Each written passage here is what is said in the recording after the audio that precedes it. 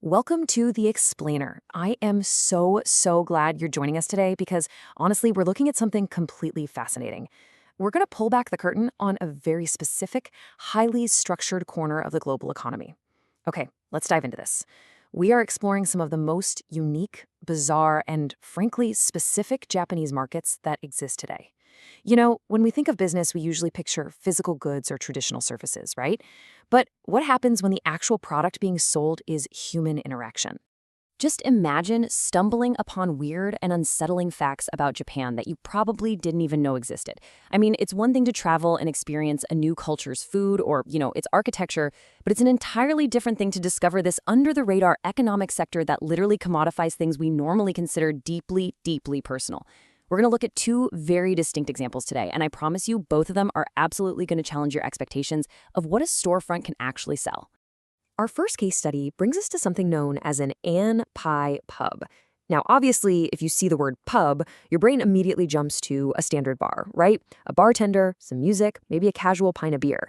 But trust me, this is not your average place for a drink. In fact, if you walk in expecting just a standard venue to grab a beverage, you are completely missing the actual premise of the business. These venues commodify human interaction in incredibly specific ways that you just don't really see anywhere else. Now, what's really interesting about the slide is how it captures the core definition of an Anjin Pai pub. The source material explicitly defines it as a weird and unsettling venue where customers can have close interaction with the staff. And we actually need to look at this with absolute textbook seriousness. See, you aren't just paying for the drink here. The core offering, the whole shebang, is that close interaction. It's an environment designed from the ground up to facilitate a specific physical proximity between the patron and the employee, basically turning that closeness into a retail experience. But you gotta wonder, how does a business actually manage that without the whole thing just devolving into total chaos? Well, it is entirely governed by strict house rules. The level of close interaction at an Ant Pie pub is highly transactional, and it is completely dependent on the very specific rules laid out by the establishment. You can't just do whatever you want. The interaction is boxed in, it's organized, and it's neatly packaged by these rules. Think of the house rules as invisible guardrails that allow this highly unusual market to function as a standardized business.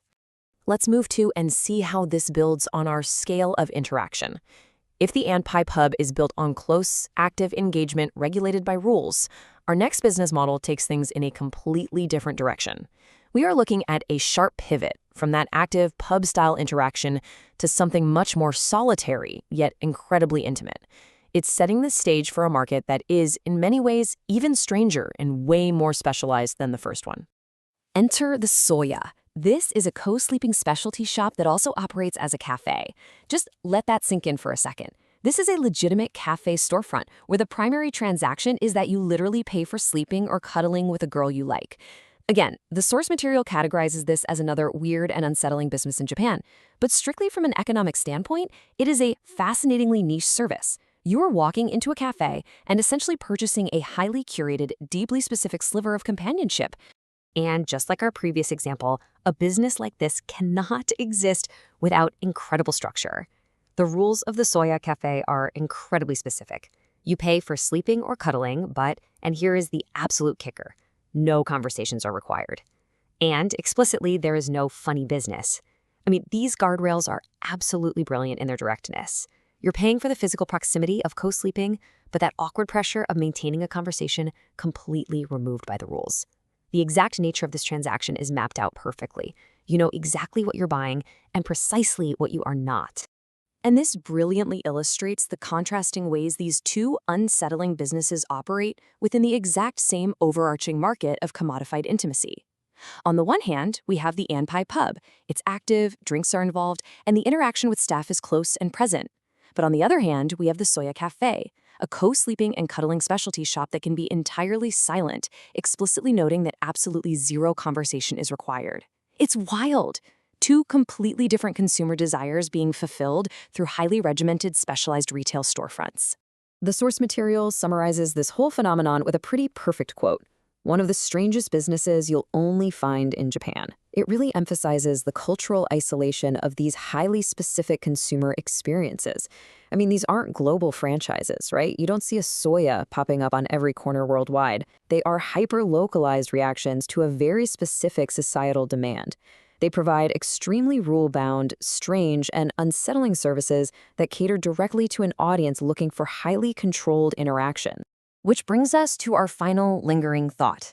What does the existence of highly structured transactional interaction actually say about modern society?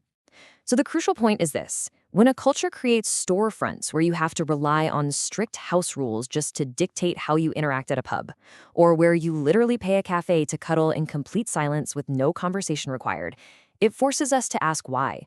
Why do these specific guardrails need to exist in the first place? What's driving the demand for intimacy that is completely devoid of the unpredictability of normal human relationships? It's a truly fascinating look at the psychology behind these markets. And honestly, it certainly leaves you looking at the traditional business world in a whole new light.